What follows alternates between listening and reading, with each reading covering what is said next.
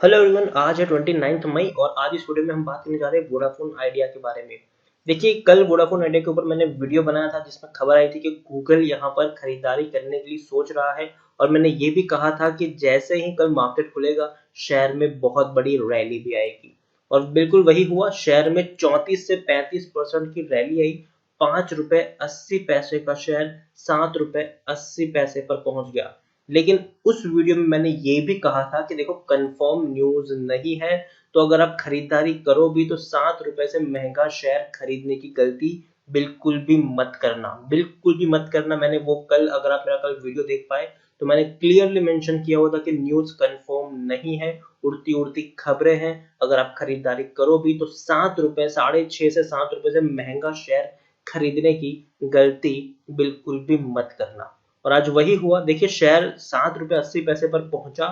और जैसे ही Vodafone idea ने क्लैरिफिकेशन दिया कि भैया ऐसा कुछ भी नहीं है, तो शेयर एकदम से 20% टूट गया। 20% टूटा। 34% की तेजी थी, 34 से 35% की तेजी, और 20 से 22% शेयर टूट गया। और 13% की तेजी के साथ ये क्लोज हुआ है ₹6.55 के ऊपर। तो इस वीडियो में हम बात करेंगे कि आखिर वोडाफोन आइडिया में चल क्या रहा है, मैनेजमेंट क्या सोच रहा है, और खरीदारी करना सही रहेगा कि नहीं इस प्राइस के ऊपर। तो वीडियो को शुरू करूं उससे पहले, अगर आपने अभी तक चैनल को सब्सक्राइब नहीं किया है तो प्लीज अभी इसे सब्सक्राइब कर लीजिए, क्योंकि आगे भी बहुत सारे वीडियोस हैं जो आपको काफी ज्यादा हेल्प करेंगे। तो चलिए शुरू करते हैं। तो जैसे कि आप देख रहे हैं कि ₹6.55 के ऊपर शेयर ट्रेड कर रहा है। पिछले एक महीने की हम बात करें तो एक महीने में वोडाफोन आइडिया में बहुत बड़ी रैली आई है। 55-56% का ग्रोथ है। ₹4.15 के आसपास शेयर ट्रेड कर रहा था। एक बहुत बड़ी रैली आई। और ये याद रखिए, जब ये शेयर इतने कम प्राइस पर था तब मैंने हमेशा यहाँ पर अवॉइड करने की बात की थी। मैंने कभी नहीं कहा था ₹4 के ऊपर कि भैया आप खरीदारी करो। मैंने खरीदारी का कॉल आपको कब दिया? जब शेयर ₹4.65 से उठकर सीधा ₹5.40 के ऊपर जब शेयर ट्रेड करा, तब मैंने कहा कि अब मुझे यहाँ से थोड़ा बहुत सही लग रहा है शेयर, एक रिस्क लेने लायक लग रहा है।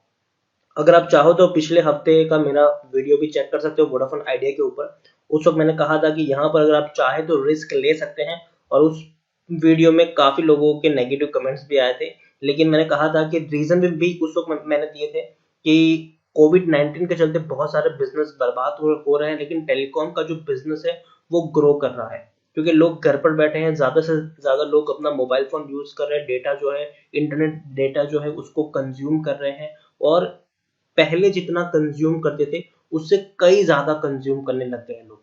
और वोडाफोन आइडिया, मैं मानता हूं कि इनका यूजर बेस धीरे धीरे कम हो रहा है, लेकिन एक बहुत बड़ा यूजर बेस अभी भी वोडाफोन आइडिया के पास जुड़ा हुआ है।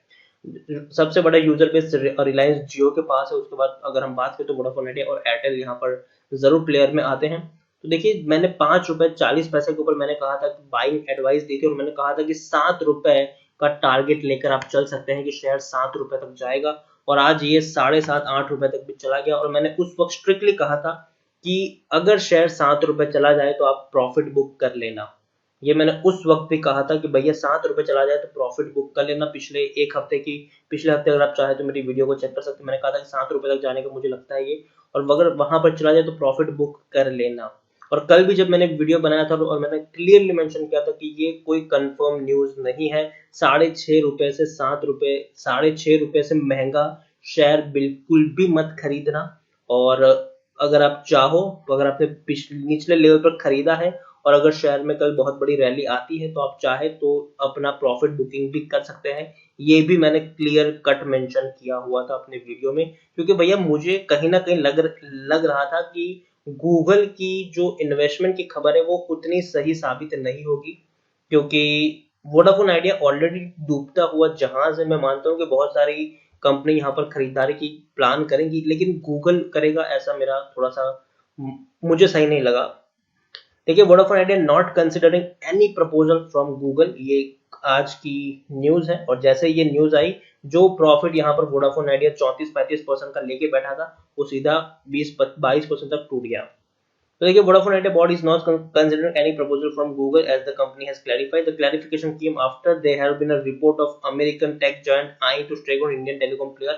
तो देखिए, जैसे ही ये रिपोर्ट आई शेयर में गिरावट भी आई। In exchange of filing on May 29, the telecom company said as part of corporate strategy मतलब वोडाफोन आइडिया ने कहा कि अपनी कॉर्पोरेट स्ट्रेटजी के भाग के अनुसार the company constantly evaluates various opportunity for enhancing the stakeholders value. तो देखिए यहाँ पर उन्होंने कहा कि अपनी स्ट्रेटजी के अनुसार कंपनी देख रही है अलग अलग अपॉर्चुनिटीज को कि भैया कैसे स्टेक होल्डर वैल्यू को बढ़ाया जा सके। as and when such proposals are considered by the board of directors of the company, disclosure company shall will disclose। तो देखिए यहाँ पर वही है कि जब भी ऐसा कुछ होगा कंपनी जरूर डिस्क्लोज कर लेगी। न्यूज ये थी कि भैया गूगल यहाँ पर 5% की हिस्सेदारी खरीदना चाहता है वोडाफोन आइडिया में, लेकिन अब वो खबर सही साबित नहीं हुई। Soon after the clarification, the stock sale, the company stock price fell 20% इस डे हाई। जैसे ही न्यूज आई 34% का जो ग्रोथ था ना सीधा गिरकर 12-13% पर आ गया, मतलब 20% से भी ज्यादा की गिरावट यहाँ पर देखने को हमें मिली है वोडाफोन आइडिया में। तो काफी लोगों का नुकसान हुआ होगा जिन्होंने बड़े लेवल पर खरीदा था। अगर मेरे वीडियो को अगर आपने कल भी देखा होगा तो मैंने कहा था कि भैया 6.5-7 रुपए से महंगा खरीदना बेवकूफी होगी यहाँ पर। और अब खुद सोचिए कि कंपनी कर्जे के बोझ के तले दब चुकी है। ये सरकार का ही 50,000 करोड़ से ज्यादा का कर्जा यहाँ पर बाकी पड़ रहा है। वो ही अब सोचिए, और तो और एडिशनली बैंकों का अगर हम कर्जा मिलाए तो 1.5 लाख करोड़ तक ये कर्जा चाहता है, 1.5 लाख करोड़ तक। मैं मानता हूँ कि वोडाफोन आइडिया काफी अच्छी कंपनी है और अभी हाल फिलहाल में सरकार भी नहीं चाहेगी कि वोडाफोन आइडिया जैसी कंपनी डूब जाए या कोई भी कंपनी डूब जाए। तो अभी सरकार उतने स्ट्रिक्ट एक्शन नहीं ले रही है और ना ही सुप्रीम कोर्ट कोई स्ट्रिक्ट एक्शन ले रहा है। हालांकि सुप्रीम कोर्ट ने जनवरी और फरवरी महीने में काफी स्ट्रिक्ट एक्शन इनके ऊपर लिए थे और कहा था कि अगर आप कर्जा नहीं चुकाते टेलीकॉम डिपार्टमेंट को तो हम सख्त से सख्त कार्रवाई आपके ऊपर करेंगे। लेकिन अभी कोविड-19 के चलते मुझे नहीं लगता कि आने वाले कुछ दिनों तक इसके बारे में कोई बातचीत होगी। लेकिन जैसे ही सिचुएशन नॉर्मल होगी, याद रखिए कर्जा तो चुकाना है। 50,000 करोड़ से भी ज्यादा का कर्जा सरकार का यहाँ पर बाकी है और बैंकों और बाकी सारी चीजों को तकरीबन 1 लाख करोड़ से भी ज्यादा का कर्जा बाकी है। तो कर्जे की बोझ के तले कंपनी बर्बाद हो रही है। मिड कैप स्टॉक है, तकरीबन 20,000 करोड़ के आसपास का मार्केट कैप है। एनएससी में देखेंगे तो भैया वॉल्यूम ट्रेड आज तक किसी ने इतना बड़ा दिन नहीं देखा होगा। 214 करोड़ से भी ज्यादा का वॉल्यूम ट्रेड एनएससी में देखा गया है और 32 करोड़ से ज्यादा का वॉल्यूम ट्रेड बीएससी में देखा गया है। यहाँ पर आप देखिए हर कोई बेच रहा है। एफआईएस ने भी बहुत बड़ी होल्डिंग बेची है। 12.52% की होल्डिंग 8.82% तक पहुंच चुकी है। 6.05% की होल्डिंग 4.52 तक आ चुकी है। इंश्योरेंस कंपनी के पास जो 1.45% की होल्डिंग थी वो 1.34 तक आ चुकी है। नॉन इंस्टीट्यूशनल इन्वेस्टर के पास 13.12% की होल्डिंग है। और आप देखिए प्रमोटर यहाँ पर ग्रासिम इंडस्ट्रीज है जिनके पास 11.55% की होल्डिंग है, एक भी शेयर गिरवी नहीं है। 51 म्यूचुअल फंड्स के अंदर पैसा लगा है, 212 एफआईएस भी यहाँ पर इन्वेस्टेड है। हाईएस्ट पब्लिक शेयर होल्डर की बात की तो Franklin India focus equity firm है जिनके पास 1.10% की होल्डिंग है। इंडिविजुअल इन्वेस्ट होल्डिंग 10.48% के आसपास देखने को मिल रही है। वोडाफोन आइडिया के बारे में अगर हम बात करें तो वोडाफोन आइडिया की जो सिचुएशन है वो टेक्निकल रेटिंग अभी भी थोड़ी बहुत अच्छी इनकी दिखाई दे रही है। यहाँ पर हम देखें तो 57% लोग खरीदने की सलाह दे रहे हैं, 38% लोग बेचने की सलाह दे रहे हैं और 5% लोग यहाँ पर होल्ड करने की बात कर रहे हैं। सबसे बड़ी जो दिक्कत है वोडाफोन आइडिया में वो ये है कि भैया कंपनी मुनाफा नहीं कर रही है। दिसंबर क्वार्टर में 6,500 करोड़ का लॉस, सितंबर में 50,000 करोड़ से भी ज्यादा का लॉस, जून में 5,000 करोड़, मार्च में 5,000 करोड़, दिसंबर में 5,000 करोड़। तो कंपनी मुनाफा ही नहीं कर पा रही है और हर क्वार्टर में बहुत बड़े लॉस यहाँ पर देखने को मिल रहे हैं। देखिए मैं मानता हूं कि काफी बड़ी कंपनी है और काफी बड़ा कर्जा भी है। अगर कोविड-19 की सिचुएशन नहीं होती तो अब तक सुप्रीम कोर्ट के द्वारा इनके ऊपर सख्त से सख्त कार्रवाई अब तक की जा चुकी होती और शायद हो सकता है कि शेयर आज आपको 2 या 3 रुपए के ऊपर भी ट्रेड करता हुआ दिख जाता। कोविड-19 की वजह से वोडाफोन आइडिया अभी बचा हुआ है और जैसे ही सिचुएशन नॉर्मल होगी, याद रखिए जो कर्जा है वो तो इनको चुकाना पड़ेगा ही, उसके साथ साथ जो बैंक को कर्जा है, जो इवन सरकार को भी इनको पे करना है वो भी यहाँ पर है। और कंपनी इतना बड़ा फंड रेज करने की सिचुएशन में मुझे नहीं लगता कि है। हालांकि वो कहीं ना कहीं किसी ना किसी तरीके से कोई ना कोई स्टेक सेल करने की बातचीत चल रही है। देखते हैं क्या उसका अंजाम होगा। जैसे कि मैंने पहले भी कहा था, मैंने 5 रुपए 40 पैसे के ऊपर बाइंग की एडवाइस दी थी और मैंने कहा था कि 7 रुपए के आसपास आप बेच कर एग्जिट कर सकते हो। तो मैं अभी भी उस चीज पर स्टिक हूँ और अभी फर्दर खरीदारी करने की मैं यहाँ पर सलाह बिल्कुल भी नहीं दूंगा। जैसे कि मैंने कहा था कि भैया 7 रुपए के ऊपर आप बेच सकते हो, आज काफी बढ़िया मौका था, 7.5 पौने 8 रुपए तक भी शेयर चला गया था, एक बढ़िया मौका था आपके पास बेचने का।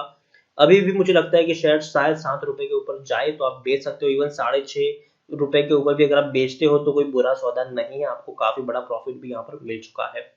यहाँ से इसको होल्ड करके रखना एक रिस्क है, अगर आप उस रिस्क को समझते हो तो आप यहाँ पर बने रह सकते हो। जरूर मैं गलत भी हो सकता हूँ, हो सकता है शायद यहाँ से 8-9 रुपए तक भी चला जाए, लेकिन मैं सेफर साइड में रहना ज्यादा पसंद करूंगा। तो यहाँ से अगर आप होल्ड करते हो तो जरूर आप एक रिस्क जोन में जरूर है, तो अपने रिस्क पर ही आप यहाँ पर होल्ड करें। तो मेरी सलाह 7.5 रुपए के ऊपर एग्जिट की थी और आज वो टारगेट भी पूरा हो चुका था। हालांकि खबर झूठी साबित हुई थी गूगल की इन्वेस्ट करने की, तो देखना होगा कि आने वाले दिनों में कितनी गिरावट देखने को मिलती है या फिर ये इस प्राइस को होल्ड करके रखता है।